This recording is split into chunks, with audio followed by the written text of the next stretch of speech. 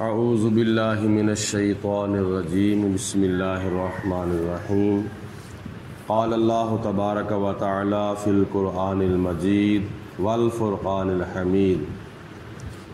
11واں پارہ اور سورۃ توبہ کی آیت نمبر 95 ہے۔ اس آیت مبارکہ کے سیاق و سباق میں اللہ تعالیٰ نے نبی کریم علیہ الصلوۃ والسلام اور صحابہ کرام کا غزوہ تبوک سے واپس تشریف لانا اور اس وقت کے حالات اور واقعات بیان فرمائے ہیں۔ اللہ تعالیٰ ارشاد فرماتا ہے سیحلفون باللہ لکم، اے میرے پیارے حبیب علیہ الصلوۃ والسلام، ان قریب یہ منافق لوگ آپ کے سامنے قسمیں کھائیں گے اور قسمیں کھا کھا کر آپ کو یقین دلانے کی کوشش کریں گے کہ ہم کیوں غزوہ تبوک پر نہیں گئے تھے۔ اذ انقلبتم الیہم، اے میرے حبیب علیہ الصلوۃ والسلام، جب آپ ان کی طرف واپس پلٹو گے اس وقت آپ کو یہ قسمیں کھا کھا کر یقین دلانے کی کوشش کریں گے، اور ان کا مقصد کیا ہوگا؟ ان کا ایک مقصد یہ ہوگا لِتُعْرِضُوا عَنْهُمْ، کہ تم ان سے راضی ہو جاؤ، یعنی وہ آپ کو راضی کرنے کی کوشش کریں گے۔ فَأَعْرِضُوا عَنْهُمْ، تو اے میرے حبیب علیہ الصلوۃ والسلام، آپ نے ان سے راضی نہیں ہونا۔ وہ آپ سے معافی مانگیں گے لیکن آپ نے ان کو معاف نہیں کرنا۔ کن کو؟ منافقوں کو۔ وہ آپ کو راضی کرنے کی کوشش کریں گے، آپ نے راضی نہیں ہونا، آپ نے ان کو نظر انداز کر دینا ہے، آپ نے ان سے اپنا چہرہ پھیر لینا ہے۔ فَأَعْرِضُوا عَنْهُمْ، آپ ان کو نظر انداز کر دیں۔ اس کی وجہ یہ ہے ان کو معاف کیوں نہیں کرنا اور ان سے چہرہ کیوں پھیر لینا ہے؟ اس لیے انہم رجسن، بے شک وہ پلید ہیں۔ منافقوں کو اللہ تعالیٰ کی ذات نے فرمایا کہ وہ پلید ہیں۔ پلید کا مطلب یہ نہیں ہے کہ ان کے کپڑوں کو گندگی لگی ہے، ان کے جسموں کو گندگی لگی ہے۔ اس سے مراد یہ ہے کہ ان کے عقائد شرکیہ اور کفریہ ہیں، اور ان کا اندر جو ہے وہ پاک نہیں، ان کا اندر پلید ہے، ان کی نیتیں کھوٹی ہیں، ان کے عقائد و نظریات جو ہے وہ فاسدہ ہیں۔ اس لیے اللہ پاک نے فرمایا کہ جب ان کا اندر ٹھیک نہیں ہے تو باہر سے جتنا مرضی وہ اپنے آپ کو صاف اور ستھرا رکھیں تو ان کو کوئی فائدہ نہیں ہوگا۔ اللہ تعالیٰ کی ذات بابرکات نے ہمارے بھی اصلاح فرماتے ہوئے فرمایا کہ پہلے بندے کا اندر ٹھیک ہونا چاہیے۔ حضرت جنید بغدادی رحمۃ اللہ تعالیٰ علیہ کہیں جا رہے تھے تو راستہ تنگ تھا، آگے سے نجاست سے لبریز ایک کتا آیا تو آپ نے اس کو دیکھ کر اپنے کپڑے سمیٹنے شروع کر دیے، تو کتے کو اللہ تعالیٰ کی ذات نے زبان عطا فرمائی کہ اے جنید بغدادی، آپ نے اپنے کپڑوں کو کیوں سمیٹا ہے؟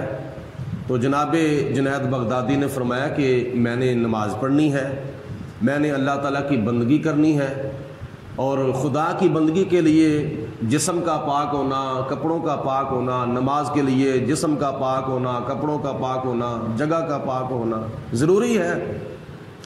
تو کتے نے کہا کہ اے جنید بغدادی، آپ کی نیت بالکل ٹھیک ہے، آپ کا ارادہ بالکل صحیح ہے، اگر آپ نے کپڑے اس نیت سے سمیٹے ہوتے کہ کتا بڑا حقیر ہے، میں بڑا پاک صاف ہوں، تو مجھے حقارت کی نظر سے دیکھنے کی وجہ سے آپ کے دل کے اوپر غرور اور تکبر کا ایسا داغ لگ جانا تھا، اگر آپ اس داغ کو 7 سمندروں سے بھی دھوتے تو پھر بھی کبھی پاک صاف نہیں ہونا تھا۔ لہذا بہتر ہوا کہ آپ کی نیت یہ تھی کہ میں نے نماز پڑھنے کے لیے کپڑے سمیٹے ہیں، میں نے بندگی کرنے کے لیے کپڑے سمیٹے ہیں۔ مطلب یہ ہے کہ دل کے اوپر کوئی داغ لگ جائے غرور کا، تکبر کا، تو ظاہری طور پر تو بندہ اپنا جسم جب دھوتا ہے یا کپڑے دھوتا ہے تو وہ تو پاک صاف ہو جاتے ہیں 2-4 مرتبہ دھونے سے، لیکن دل کے اوپر جو داغ ہے نا غرور تکبر کا، اگر یہ لگ جائے تو 7 سمندروں سے بھی بندہ اپنا دل دھوئے تو کبھی پاک صاف نہیں ہو سکتا۔ اللہ تعالیٰ کی ذات نے اس لیے فرمایا انہم رجسن، وہ منافق پلید ہیں، اس لیے ان کو معاف نہیں کرنا۔ اور آخرت میں ان کا انجام کیا ہوگا؟ وَمَأْوَاهُمْ جَهَنَّمْ، اور ان کا ٹھکانہ جو ہے وہ جہنم ہے، بڑکتی ہوئی آگ ہے، دوزخ ہے ان کا ٹھکانہ۔ اور یہ کیوں ان کو جہنم کا ٹھکانہ ملے گا؟ جزاء بما کانوا یکسبون، یہ بدلہ ہے ان کی کمائی کا جو وہ کمائی کیا کرتے تھے۔ یعنی منافقت کی جو کمائی ہے نا، منافقت، یہ اس کا بدلہ ہے کہ اللہ تعالیٰ اس کو قیامت کے دن جہنم میں پھینکے گا۔ اللہ تعالیٰ نے مزید آگے ارشاد فرمایا یحلفون لکم، اے میرے حبیب علیہ السلام آپ کے سامنے وہ قسمیں کھائیں گے، اور قسمیں کھانے کا ایک مطلب ان کا یہ بھی ہوگا کہ لترضوا عنہم، تاکہ تم کو وہ راضی کریں۔ فَإِن تَرْضَوْا عَنْهُمْ، اگر بالفرض آپ ان کے اوپر راضی ہو بھی جائیں، اے میرے محبوب علیہ السلام اور میرے محبوب کے صحابہ، اگر وہ منافق آپ کو راضی کر بھی لیں، آپ ان کے اوپر بالفرض راضی ہو بھی جائیں، فَإِنَّ اللَّهَ لَا يَرْضَىٰ عَنِ الْقَوْمِ الْفَاسِقِينَ، تو بے شک اللہ تعالیٰ نافرمان قوم کے اوپر راضی نہیں ہوتا۔ تم اگر ان کے اوپر راضی ہو بھی جاؤ لیکن اللہ ان کے اوپر راضی نہیں ہوگا، کیونکہ انہوں نے آپ کو نقصان پہنچانے کی کوشش کی ہے۔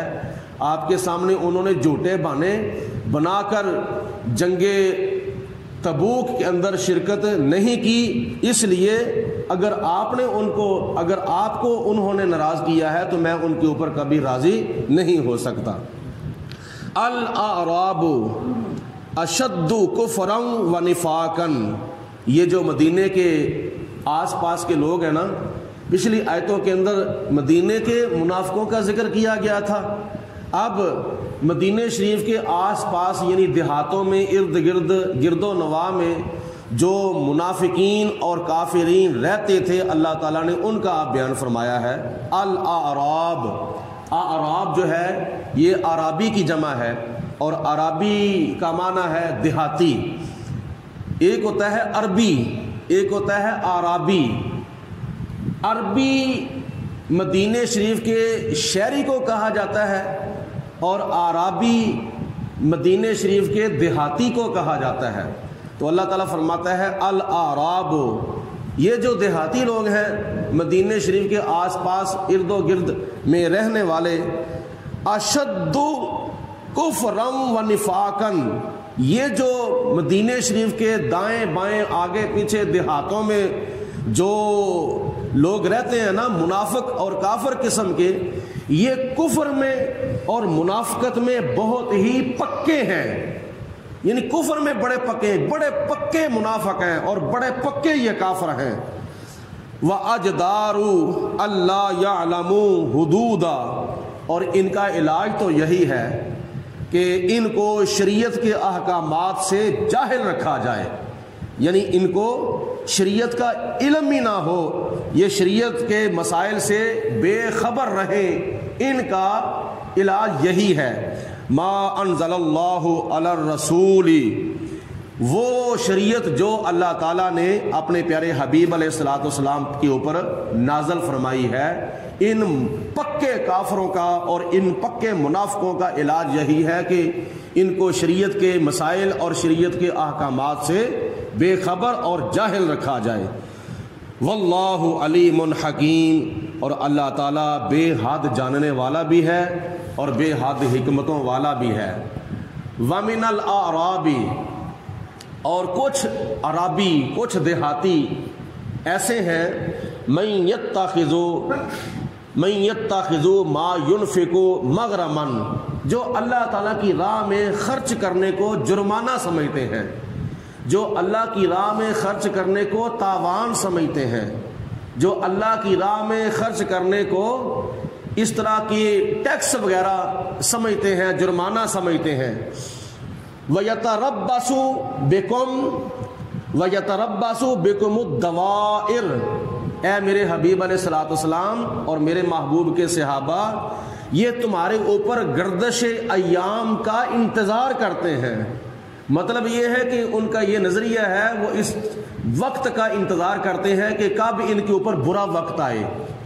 یہ جو منافقین ہے نا، جو اللہ تعالیٰ کی راہ میں خرچ کرنے کو تاوان اور جرمانہ سمجھتے ہیں، یہ چاہتے ہیں کہ مسلمانوں کے اوپر برا وقت آئے، مسلمانوں کے اوپر برا وقت آنے کا وہ انتظار کرتے ہیں۔ علیہم دائرۃ السوء، اللہ فرماتا ہے انہی کے اوپر برا وقت آنے والا ہے۔ اللہ پاک نے ذلت اور رسوائی کا بھوت جو ہے ان منافقوں کے اوپر ہی سوار کیا ہے۔ واللہ سمیع علیم، اور اللہ تعالیٰ بے حد سننے والا بھی ہے اور بے حد جاننے والا بھی ہے۔ اور کچھ ایسے دیہاتی ہیں، وہ بڑے مومن تھے، بڑے پکے مسلمان تھے، سارے دیہاتی، سارے پینڈو، سارے بدو ایک جیسے نہیں تھے، ان میں کچھ منافق تھے، ان میں کچھ کافر تھے، لیکن اب اللہ تعالیٰ نے اس آیت مبارکہ کے اندر پکے مومنوں کا اور پکے مسلمانوں کا ذکر فرمایا ہے۔ اللہ فرماتا ہے وَمِنَ الْأَعْرَابِ، اور مدینہ شریف کے آس پاس ارد و گرد میں رہنے والے کچھ عرابی، کچھ بدو اور کچھ دیہاتی وہ لوگ بھی ہیں مَن يُؤْمِنُ بِاللَّهِ، جو اللہ تعالیٰ کے اوپر ایمان لاتے ہیں، وَالْيَوْمِ الْآخِرِ، اور آخرت کے دن کے اوپر بھی ان کا پکا یقین ہے، وَيَتَّخِذُوا مَا يُنْفِقُوا قُرُبَاتٍ عِندَ اللَّهِ، اور وہ جو اللہ تعالیٰ کی راہ میں مال خرچ کرتے ہیں، ان کا مقصد پتہ کیا ہوتا ہے؟ ان کا مقصد یہ ہوتا ہے کہ قربات عند اللہ، اللہ تعالیٰ کے نزدیک قربت حاصل کی جائے، خدا تعالیٰ کا قرب حاصل کیا جائے۔ اور دوسرے نمبر پر ان کا مقصد یہ ہوتا ہے وصلوات الرسول، اور نبی کریم علیہ الصلوۃ والسلام کی دعائیں حاصل کی جائیں۔ مطلب یہ ہے کہ مسلمان جو ہیں مدینہ شریف کے آس پاس میں رہنے والے، دیہاتوں میں رہنے والے، جب وہ اپنا مال اللہ کی راہ میں خرچ کرتے ہیں تو وہ یہ سمجھتے ہیں کہ یہ ہمارا اللہ کی راہ میں مال خرچ کرنا، سخاوت کرنا، یہ اللہ تعالیٰ کی قربت حاصل کرنے کا ذریعہ اور سبب ہے، اور نبی کریم علیہ الصلوۃ والسلام کی دعائیں حاصل کرنے کا ذریعہ اور سبب ہے۔ مطلب یہ ہے کہ اللہ کی راہ میں خرچ کرنے سے ایک تو اللہ کا قرب نصیب ہوتا ہے، اور دوسرے نمبر پر نبی پاک علیہ الصلوۃ والسلام کی دعائیں نصیب ہوتی ہیں۔ آج ظاہری طور پر تو کوئی بندہ کسی غریب کو زکوٰۃ دیتا ہے، صدقہ دیتا ہے، تو غریب کے منہ سے دعا نکلتی ہے۔ کسی بیوہ کی خدمت کرتا ہے تو بیوہ کی زبان سے دعا نکلتی ہے۔ کوئی مسجد کی خدمت کرتا ہے تو امام مسجد کے منہ سے دعا نکلتی ہے۔ کوئی مدرسے کی خدمت کرتا ہے تو مدرسے کے طلباء اور مدرسے کی طالبات کے منہ سے دعائیں نکلتی ہیں ظاہری طور پر، لیکن حقیقت میں ان کو کیا نصیب ہوتا ہے؟